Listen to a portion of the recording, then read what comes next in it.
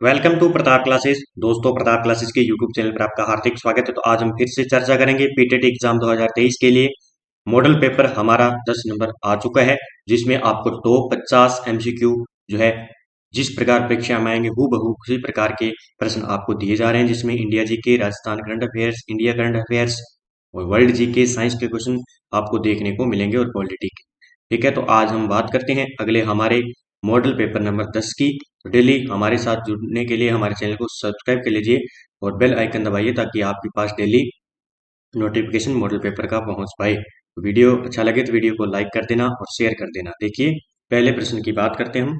पहला प्रश्न है हमारा, बरखान स्थलाकृतियां निम्न में से किस भौतिक प्रदेश से संबंधित है? बरखान तो किस भौतिक प्रदेश से संबंधित है? यह है मरुस्थलीय प्रदेश से। ठीक है, किससे है? मरुस्थलीय प्रदेश से है। ठीक है, तो बरखान की बात करें तो बरखान क्या है? ये एक बालू का स्तूप अर्धचंद्राकार, इसके रेत के डिब्बे होते हैं। ठीक है, ये आपको याद रखना है क्योंकि एग्जाम में बार बार पूछा जाता है। ये लगभग जो देखने को मिलते हैं हमें, जैसे जैसलमेर, पोखरण, रामगढ़ का क्षेत्र है, यहाँ पे लगभग बरखान देखने को मिलते हैं।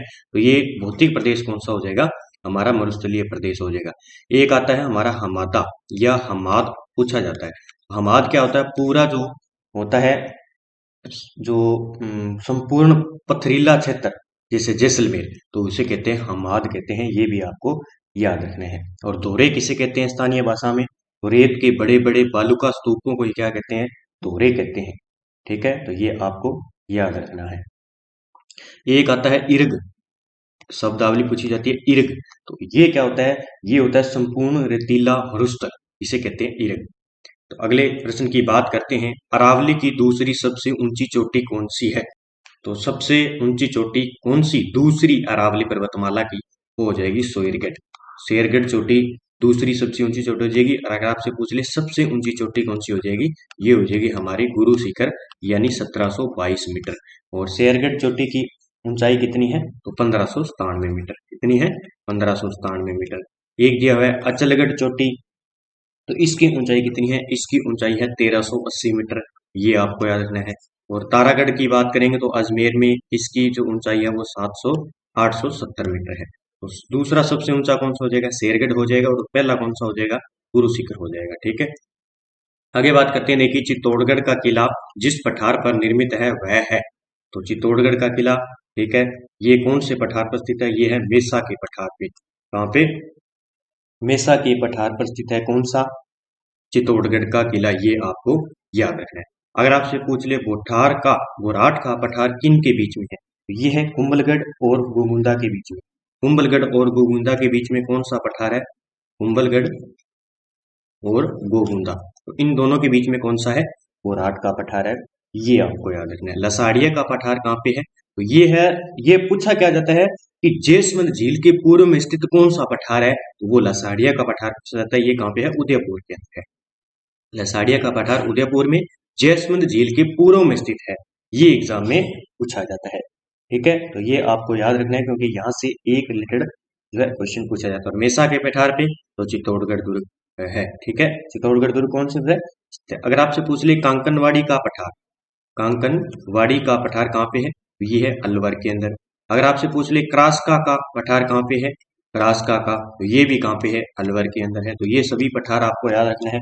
उड़िया का पठार कहाँ पे है? जो सबसे ऊंचा पठार है उड़िया का, उड़िया का पठार कहाँ पे है? सिरोही के अंदर है। सबसे ऊंचा पठार है, लगभग 1360 मीटर इसकी ऊंचाई है। आबू का पठार कहाँ पे है? ये भी सिरोही के अंदर है। दूसरा सबसे ऊंचा पठार आबू का पठार है, जो कि 1200 मीटर है। ठीक है, ये आपको याद है। अगर आपसे पूछ ले ऊपरमाल पठार किन दोनों स्थानों के बीच में है? ऊपरमाल का पठार पूछ ले दिया जाए आपसे, तो भैंसरोडगढ़ और बिजोलिया आ जाएगा। ठीक है, आगे बात करते हैं 4 नंबर। देखिए, अरावली के निम्न पर्वत शिखरों को ऊंचाई के अनुसार अवरोही क्रम में व्यवस्थित कीजिए। अवरोही क्रम, ठीक है, तो देखिए तारागढ़, सायरा, नागपाट, डोरा पर्वत। तो तारागढ़ की ऊंचाई कितनी है? 870 मीटर। तो ये नहीं होगा। सायरा की ज्यादा है। सायरा कितनी है? 900 मीटर। तो ये तो होगा ही नहीं। अगर बात करेंगे, देखिए सायरा, सायरा की ऊंचाई कितनी है? 900 मीटर। तारागढ़ की कितनी है? 870 मीटर। उसके बाद नाग पहाड़, इसकी ऊंचाई है 795 मीटर। और बात करेंगे डोरा पर्वत, तो ये है 873 मीटर। तो देखिए, इसमें हमें क्रम बताना है अवरोही क्रम का। ठीक है, तो इसमें आंसर क्या हो जाएगा? इसका आंसर हो जाएगा हमारा सायरा, उसके बाद तारागढ़, उसके बाद सायरा आ जाएगी 900, ठीक है। उसके बाद तारागढ़ 800, कितना है 870। उसके बाद डोरा पर्वत है हमारा 869, ठीक है। और बड़े से छोटा और एक क्रम होता है तो नागपाड़ 795। इसका आंसर हो जाएगा सी हो जाएगा, ये आपको याद रखना है, ठीक है। एग्जाम में बार बार पूछा जाता है। आगे बात करेंगे, देखिए निम्नलिखित में से कौन सा पूछा है हमें स्थलाकृति अवस्थित सही सुमेलित नहीं है। देखिए भाकर की बात करें तो भाकर कहाँ पे है, पूर्वी सिरोही का क्षेत्र भाकर कहलाता है। देखिए उड़िया का पठार माउंट आबू में है, मैंने अभी बताया था सबसे ऊंचा पठार है। लसाड़िया का पठार राजसमंद में है। कहाँ पे है लसाड़िया का पठार, उदयपुर में है। अभी मैंने जस्ट बताया है कि जयसमंद झील के पूर्व में स्थित है लसाड़िया का पठार। पुराट का पठार कुंभलगढ़ और भूमिदा के बीच में है। और इसी प्रकार की ये शब्दावलियां पक्का बीएसटीसी और पीटेट के एग्जाम में 1 या 2 प्रश्न तो पक्का 100% कर लेना, पक्का आएगा। यहाँ से या तो पूछा जाएगा भाकर आपसे, या पूछा जाएगा पुराट, ठीक है। तो ये आपको याद रखना, तो इसका आंसर सी हो जाएगा। आगे बात करेंगे, देखिए गणगौर का त्योहार किस तिथि को बनाया जाता है। गणगौर का त्योहार ये बनाया जाता है चैत्र शुक्ल तृतीया को, ये आपको याद रखना है। चैत्र शुक्ल तृतीया को गणगौर का त्योहार बनाया जाता है। आगे बात करेंगे, देखिए निम्नलिखित में से कौन सा राजस्थान का वह प्रसिद्ध पर्व है जिसमें विवाहित और अविवाहित स्त्रियां शिव और पार्वती की मूर्तियों की पूजा करती है। और ये राजस्थान पुलिस में पूछा गया था, ठीक है। तो ये कौन सा हो जाएगा हमारा गणगौर का त्योहार, ठीक है। और वो कहते हैं ना ईसर और ईसरी, ईसर होता है शिव और ईसरी होती है पार्वती। ये भी एग्जाम में पूछा गया। आपसे पूछा क्या जाएगा कि ईसर और ईसरी का संबंध किससे है। तो राधा रानी, इस प्रकार कृष्ण राधा, शिव पार्वती, और इस प्रकार आपको जो है ऑप्शन दे दिए जाएंगे। तो शिव शिव को कहते हैं ईसर, क्या कहते हैं ईसर, और इसे कहते हैं ईसरी। ये दोनों याद रखना है आपको, ठीक है। ये गणगौर उत्सव में विवाहित और अविवाहित स्त्रियों के द्वारा पूजा की जाती है, ठीक है। ये इसका आंसर डी हो जाएगा। आगे बात करेंगे, सीताबाड़ी में किस जनजाति से संबंधित मेला लगता है। सीताबाड़ी के अंदर सहरिया जनजाति का, किसका, सहरिया जनजाति का संबंधित मेला लगता है, ठीक है। आगे बात करेंगे, देखिए 9 नंबर प्रश्न हमारा, चंद्रभागा पशु मेला कहाँ लगता है। ये तो बार बार एग्जाम में पूछा जाता है। तो चंद्रभागा पशु मेला झालरा पाटन झालावाड़ के अंदर लगता है। वहां पे झालरा पाटन झालावाड़ के अंदर ये चंद्रभागा पशु मेला लगता है। आगे बात करते हैं, देखिए राजस्थान राज्य में प्रचलित सागड़ी प्रथा क्या है। सागड़ी प्रथा क्या है। अब की बार जो गुरु गोविंद जनजातीय विश्वविद्यालय जो विद्यालय है वो करवाएंगे। तो बांसवाड़ा से हो सकता है कि आपको ज्यादातर जो प्रश्न मिलेंगे वो कला एवं संस्कृति से संबंधित मिलेंगे। तो इन प्रश्नों को आप जरूर पढ़िए, हमारे साथ जुड़ जाइए, और जो प्रश्न पूछे गए हैं वही हम लेकर आएंगे और वही आपको रिपीट होने वाले हैं। देखिए सागड़ी प्रथा क्या है। सागड़ी प्रथा एक किस प्रकार की प्रथा है, ये है बंधुआ मजदूरी प्रणाली, ये आपको याद रखना है सागड़ी प्रथा, ठीक है। आगे बात करेंगे, देखिए राजस्थान में सामेला शब्द किस अवसर पर प्रयुक्त किया जाता है। ये शब्दावलियां ये बार बार एग्जाम में पूछी गई और बार बार पूछी जाती हैं।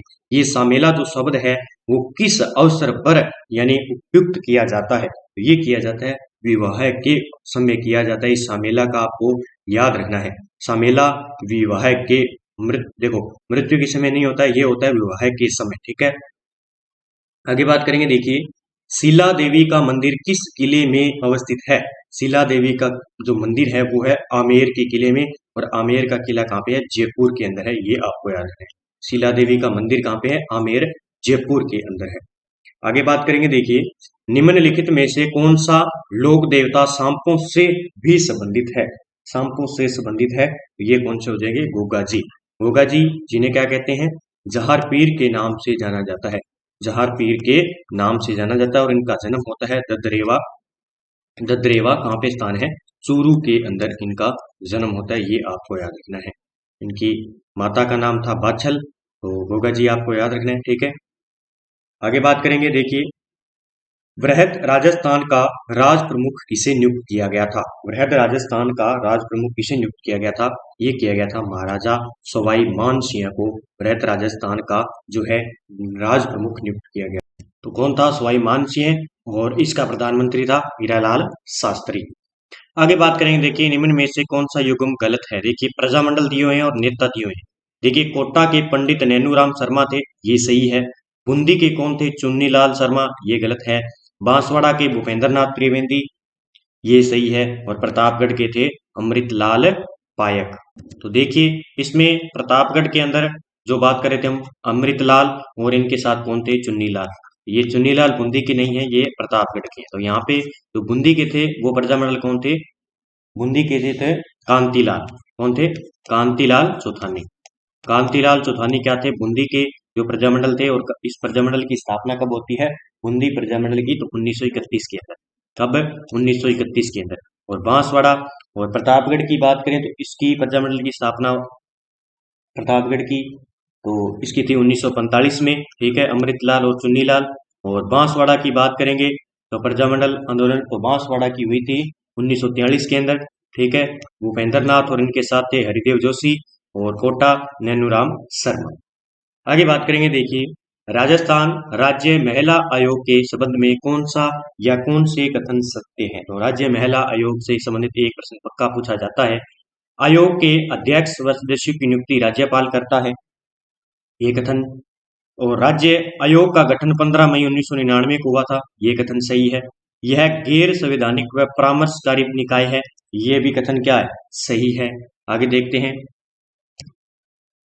आगे है इसका कार्य महिला उत्पीड़न से संबंधित शिकायतें सुनना तथा उनकी जांच करना, ये भी कथन सही है। तो इसमें कथन हो जाएंगे 2, 3 और 4 कथन सही हो जाएंगे। देखिए पीछे हम फिर चर्चा करते हैं इसकी।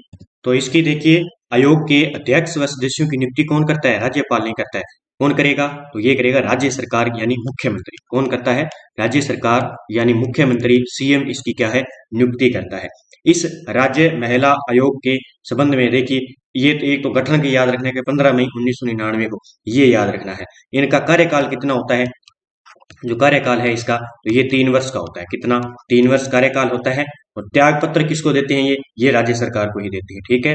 और बात करें तो बैठक कितनी होती है इस महिला आयोग की? तो देखिए बैठक होती है राज्य सरकार की कम से कम 2 माह में एक बार।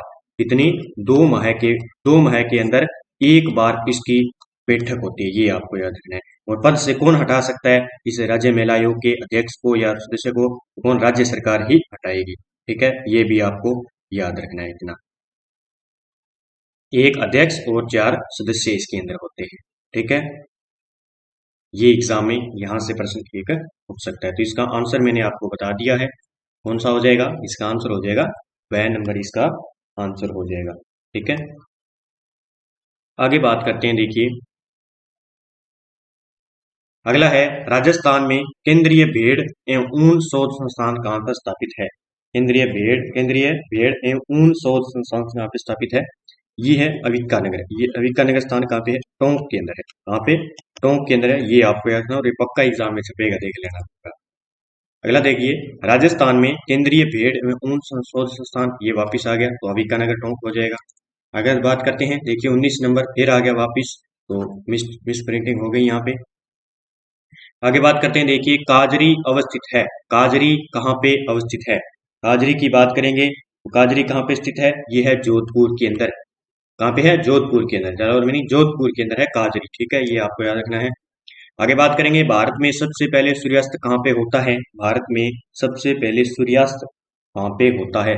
सूर्यास्त की बात करेंगे तो कहाँ पे होता है? अरुणाचल प्रदेश के अंदर सबसे पहले सूर्यास्त। ठीक है, तो कहाँ पे होता है? अरुणाचल प्रदेश के अंदर, ये आपको याद रखना है। आगे बात करेंगे, पाक स्टेट अवस्थित है। पाक स्टेट अवस्थित है तो भारत और श्रीलंका के बीच में पाक स्टेट, मध्य और मन्नार की खाड़ी भी यहाँ पे है। ठीक है, ये आपको याद रखना है। आगे बात करेंगे, निम्न भू आकृतियों का उत्तर से दक्षिण दिशा में अवस्थिति का सही क्रम बताइए। देखिए भू आकृतियों का उत्तर से दक्षिण, देखिए तराई, भांबर, खादर और डेल्टा, ये एग्जाम में पूछे जाते हैं। देखिए पहले देखिए इसकी बात करेंगे, उत्तर से दक्षिण की बात करें तो इनका क्रम उत्तर से दक्षिण क्या हो जाएगा? देखिए पहले आएगा भाबर, उसके बाद तराई, उसके बाद खादर और डाल्टा। देखिए इस प्रकार हम बात करें तो ये हमारा है हिमालय, इस प्रकार देखिए। ठीक है, तो यहाँ से पानी आया, यहाँ से पानी आएगा तो यहाँ से किसका निर्माण करेगा? पहले भाबर का निर्माण करेगा। किसका? भाबर का। उसके बाद यहाँ पे किसका करेगा? इस प्रकार करके यहाँ पे किसका करेगा? तराई का निर्माण करेगा। ठीक है, तराई का निर्माण करेगा। पहले भाबर आ जाएगा, उसके बाद तराई का, उसके बाद किसका निर्माण करेगा ये यहाँ पे खादर का, यहाँ पे किसका निर्माण करेगा खादर का, और ये खादर मिट्टी जो है इसके बाद यहाँ पे डेल्टा का निर्माण करेगी नदी। ठीक है, तो ये क्रम आपको याद रखना, एग्जाम में पूछा जा सकता है। आगे बात करेंगे, देखिए भारतीय सीमा पर पूर्व से पश्चिम की ओर स्थित निम्नलिखित दर्रों को व्यवस्थित करना है हमें। ठीक है, इस यहाँ से पूछा है पूर्व से पश्चिम। ठीक है, तो पूर्व ये यहाँ पे है, आपको पता है यहाँ पे है पूर्व और ये है हमारा पश्चिम, तो यहाँ से क्रम बताना है हमें। तो ये इसका क्रम कौन सा हो जाएगा, एग्जाम में पूछा जाता है। इस प्रकार के जो है ज्यादातर एग्जाम में प्रश्न पूछे जाते हैं। पहले देखिए इसका आ जाएगा दिफू दर्रा, उसके बाद जलेलपा, उसके बाद नीति दर्रा उत्तराखंड वाला, उसके बाद रोहतांग। ठीक है, तो ये एग्जाम में पूछा जा सकता है, याद रखना, इसका आंसर ए हो जाएगा। आगे बात करेंगे, देखिए शिव समुद्रम जलप्रपात किस नदी पर बना हुआ है। शिव समुद्रम बहुत बार एग्जाम में पूछा गया है। शिव समुद्रम जो जलप्रपात है ये है कावेरी नदी के ऊपर। किस पर, कावेरी नदी के ऊपर है। आगे बात करेंगे, देखिए सुमेलित करना है महाजनपद और राजधानी दी गई है, ये एग्जाम में पूछा जा सकता है। ठीक है, देखिए मत्स्य की राजधानी विराटनगर थी, अंग की राजधानी चंपा थी, वत्स की राजधानी क्या थी, वत्स की राजधानी थी कौशाम्बी, और अवंती की राजधानी उज्जैनी थी। तो सारे ही क्या है यहाँ पे सुमेलित है, तो ये इसका आंसर क्या हो जाएगा, देख लेते हैं। इसका आंसर हो जाएगा ए, इसका आंसर हो जाएगा, सारे क्या है आपस में सुमेलित है। आगे बात करेंगे, देखिए वायु शक्ति 2 युद्धाभ्यास का आयोजन राजस्थान के किस जिले में किया गया। अब करंट के प्रश्न हमारे आएंगे जो एग्जाम में पूछे जा सकते हैं। ये किया गया था चांदन जैसलमेर के अंदर वायु शक्ति 2 युद्धाभ्यास।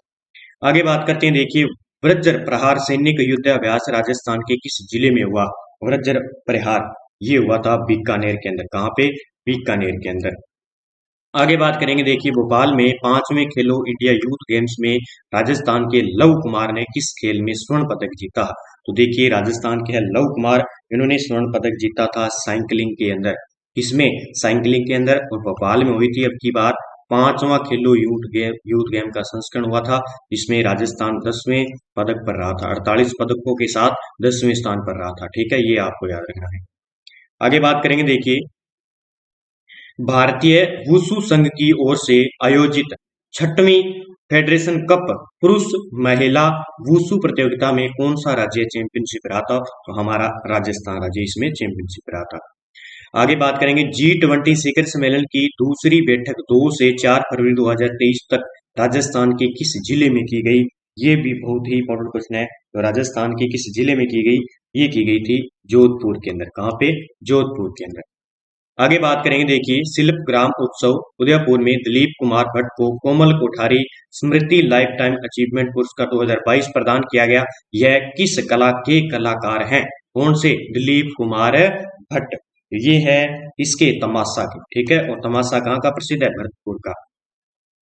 आगे बात करेंगे, पश्चिमी क्षेत्र सांस्कृतिक कला केंद्र द्वारा दिए जाने वाले कोमल कोठारी लाइफ टाइम अचीवमेंट पुरस्कार में राशि बढ़ा दी गई है। तो कितनी राशि कर दी गई है, अब ये राशि कर दी गई है कितनी, 2.5 लाख रुपए कोमल कोठारी लाइफ टाइम अचीवमेंट। तो ये एग्जाम में पूछा जा सकता है आपसे। ठीक है, आगे बात करेंगे, देखिए राष्ट्रपति द्रौपदी मुर्मू 4 जनवरी 2023 को नीमली ब्राह्मण गांव रोहटपाली में 18वीं राष्ट्रीय भारत स्काउट गाइड जम्बूरी का उद्घाटन किया।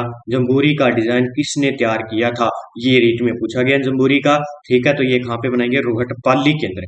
ठीक है, तो ये इसका निर्माण यानी इसका डिजाइन किसने बनाया था, तो ये बनाया था सुंदर राठौड़ ने। इसने सुंदर राठौड़ के द्वारा।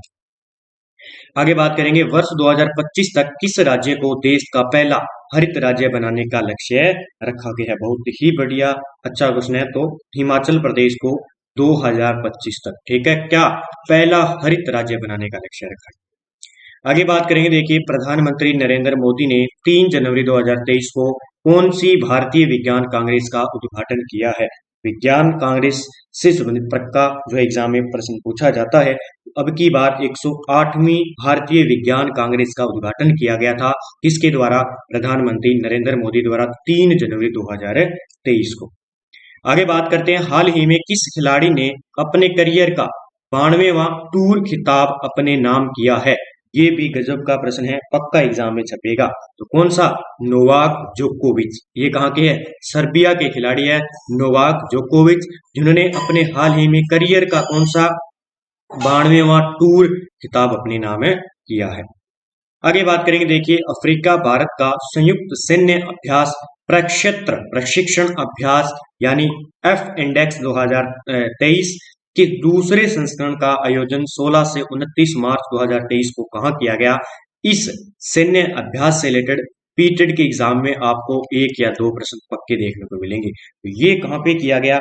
ये किया गया था पुणे के अंदर, और पुणे कहाँ पे है? गुजरात के अंदर है। अफ्रीका और भारत का एक संयुक्त सैन्य अभ्यास है। ठीक है, आगे बात करेंगे, देखिए 2023 आईबी महिला विश्व मुक्केबाजी चैंपियनशिप में लवलीना बोरगोहेन ने किस भार वर्ग में भारत के लिए स्वर्ण पदक जीता है? तो भारत के लिए स्वर्ण पदक जीता है ना, तो पक्का देख लेना, आपकी ईआरओ में भी आ सकता है, पीटेड के एग्जाम में आ सकता है, यानी जो भी सेंट्रल लेवल के एग्जाम की तैयारी करें तो वहां पे पक्का प्रश्न आएगा। ये है कौन सी? IBA महिला विश्व कप मुक्केबाजी चैंपियनशिप थी, जिसमें हमारे जो है भारत की थी लवलीना बोरगोहेन ने जो भार वर्ग में जीता था। इस भार वर्ग का नाम क्या है, ये पूछा जाता है। तो इनका नाम है मिडिल वेट के अंदर इन्होंने ये स्वर्ण पदक जीता है। तो ये आपको याद रखना है, मिडिल वेट के अंदर इन्होंने लवलीना बोरगोहेन ने स्वर्ण पदक जीता है। आगे बात करेंगे, विश्व का सबसे लंबा रेलवे प्लेटफॉर्म यानी सिद्धारूढ़ स्वामी जी की हुबली रेलवे स्टेशन किस राज्य में है, जिसका उद्घाटन प्रधानमंत्री द्वारा 12 मार्च 2023 को किया गया? ये भी इंपॉर्टेंट है, ये पूछा जाता है। ये है धारवाड़ कर्नाटक के अंदर। ठीक है, सिद्धारूढ़ स्वामी जी, ठीक है, हुबली रेलवे स्टेशन ये है कहाँ पे? धारवाड़ कर्नाटक के अंदर। वो कौन सा है? विश्व का सबसे लंबा रेलवे प्लेटफॉर्म है ये। आगे देखिए, परिसंचरण प्रणाली का अध्ययन सबसे पहले किसने किया था? परिसंचरण प्रणाली का सबसे पहले अध्ययन किया था हार्वे ने। किसने? हार्वे ने। आगे बात करेंगे, देखिए पेस मेकर का संबंध किससे है? पेस मेकर का संबंध है अपने हृदय से, ये आपको याद रखना है। आगे बात करेंगे, देखिए वायु दाब को किस यंत्र से मापा जाता है? बैरोमीटर से वायु दाब को मापा जाता है। आगे बात करेंगे, बेला डीला खान संबंधित है। ये बेला डीला खान है, ये किससे संबंधित है? ये है लोहा अयस्क से। किससे? लोहा अयस्क से संबंधित है बेला डीला। आगे बात करेंगे, देखिए निम्नलिखित में से किस अक्षांश को असव अक्षांश कहा जाता है? यानी किस अक्षांश को असव अक्षांश के रूप में जाना जाता है? ये है 25 डिग्री से 35 डिग्री भूमध्य रेखा के उत्तर और दक्षिण में इसे असव अक्षांश के रूप में जाना जाता है। आगे बात करेंगे, देखिए महात्मा गांधी को सर्वप्रथम राष्ट्रपिता किसने कहा था? ये भी प्रश्न पूछा जा सकता है। तो ये है सुभाष चंद्र बोस ने कहा था राष्ट्रपिता महात्मा गांधी को। उत्तरी अमेरिका महाद्वीप की खोज सर्वप्रथम किस नाविक ने की थी? उत्तरी अमेरिका महाद्वीप की बात आ जाए तो कोलंबस ने की थी। इसने कोलंबस ने उत्तरी अमेरिका महाद्वीप की खोज की थी। आगे बात करेंगे, भारत में मृदा अपरदन की समस्या जुड़ी हुई है। किससे जुड़ी हुई है? और ये इससे रिलेटेड एक प्रश्न पक्का आता ही आता है। तो ठीक है, अत्यधिक वर्षा के कारण, ये सही है। वनों की कटाई, ये भी समस्या का कारण है। अत्यधिक खेती और अतिचारण, यानी सारे ही है। क्या हो जाएंगे? सारे ही है ये। देखिए आगे हम ऑप्शन में भी देख लेते हैं, तो ये हो जाएंगे A, B, C और D, सभी समस्या के कारण है। आगे बात करते हैं, देखिए भारत छोड़ो आंदोलन कब प्रारंभ हुआ? भारत छोड़ो आंदोलन कब प्रारंभ हुआ? ये हुआ 9 अगस्त 1942 को भारत छोड़ो आंदोलन प्रारंभ किया गया था, जो कि एग्जाम में पक्का पूछा जाएगा। ठीक है, आज के हमारे मॉडल पेपर 10 के 50 टॉप MCQ हो गए हैं। यहाँ से आपको पीटेड के एग्जाम में प्रश्न देखने को मिलेंगे। तो डेली हमारे साथ जुड़ जाइए, वीडियो को लाइक कर दीजिए और चैनल पर नए हैं तो चैनल को क्या है सब्सक्राइब कर लीजिए, ताकि आपके पास डेली नोटिफिकेशन पहुंच पाए। तो जो भी विद्यार्थी पीटेड के एग्जाम की तैयारी करें तो उनके लिए महत्वपूर्ण है, स्पेशल जो टाइम निकाल कर इन प्रश्नों को तैयार किया जाता है कि कहाँ से प्रश्न पूछा जा सकता है, करंट से, राजस्थान से और इंडिया जीके से, वर्ल्ड जीके से और साइंस से। तो मैं सारे आपको टॉपिक देता जा रहा हूँ। और जो विद्यार्थी राजस्थान पुलिस की तैयारी करें तो उनके लिए भी ये महत्वपूर्ण है, क्योंकि यहाँ से इसी प्रकार के जो है राजस्थान पुलिस के अंदर प्रश्न पूछे जाते हैं। ठीक है, तो राजस्थान जी के, इंडिया जी के करंट सब तैयार हो जाएंगे। अभी हाल ही में बस अब घोषणा होने वाली है राजस्थान पुलिस की, तो जल्दी से आप वीडियो को देखते जाइए डेली। और जो विद्यार्थी ज्योग्राफी टेस्ट सीरीज लेना चाहता है तो विश्व का भूगोल और भारत का भूगोल तैयार किया हुआ है हमारा। प्राइस इसका 50 रुपए रहने वाला है। आपके प्रत्येक एग्जाम के लिए महत्वपूर्ण होने वाले हैं, यहाँ से तो टॉपिक वाइज में डाले हुए हैं। ठीक है। और जो विद्यार्थी ERO एग्जाम 2023 जिनका अभी हाल ही में 14 मई को एग्जाम होने वाला है, तो उनके लिए जुलाई 2022 से फरवरी 2023 तक हमने पूरा निचोड़ राष्ट्रीय व अंतर्राष्ट्रीय करंट अफेयर्स का दे दिया है। यानी पिछले 8 महीनों का करंट अफेयर्स है, महामैराथन क्लास थी ये। तो लाइव वीडियो आप जो है जाके देख सकते हैं, वहां पे आपको प्रताप क्लासेस के यूट्यूब पर मिल जाएगा ये वीडियो। तो अच्छे तरीके से देख लीजिए, यहाँ से प्रश्न आपको देखने को मिलेंगे। ठीक है। और हमारे मॉडल पेपर ये चल ही रहे हैं।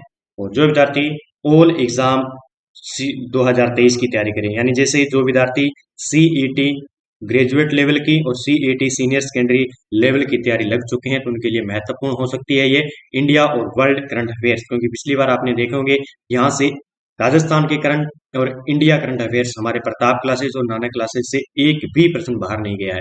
वो चूकिए मत, अभी ले लीजिए। डेली पूरे एक साल के लिए ये मंथली वाइज टेस्ट सीरीज आपको जो है मिलने वाली है। जनवरी 2023 से दिसंबर 2023 तक मात्र 50 रुपए में PDF भी मिलेगी, टेस्ट सीरीज भी मिलेगी और 50 रुपए में। ठीक है। तो ज्वाइन जरूर करें, और इस पे समस्या लगे तो आप इसमें नंबर दिए हुए यहाँ पे कॉन्टेक्ट कर सकते हैं।